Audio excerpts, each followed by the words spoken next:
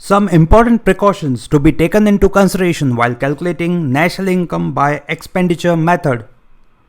First, avoid intermediate expenditure, that is, expenditure on intermediate goods and services. In order to avoid double counting, we need to exclude it as its value is already included in the value of final goods and services. Avoid expenditure on second-hand goods.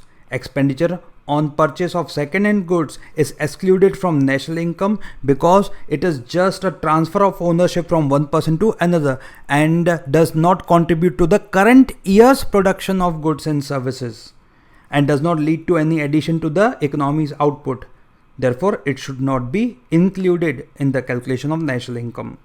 Exclude expenditure on financial assets. For example, sale and purchase of shares, debenture, bonds.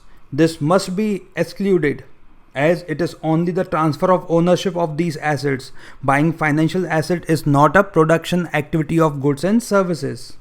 Therefore, it should be excluded. Avoid transfer expenditure. We need to exclude all the transfer payments or transfer expenditure because it is not contributing to the production of goods and services. It is just a transfer payment without any factor services. Include the self-use of own produce final product, as in the case of farmers. Some farmers use the output produce for their own family consumption, and this should be included because it has contributed towards the production of goods and services, and its imputed value should be taken into consideration. In case the owner provides some other factor services, the imputed value of such services should also be taken into consideration.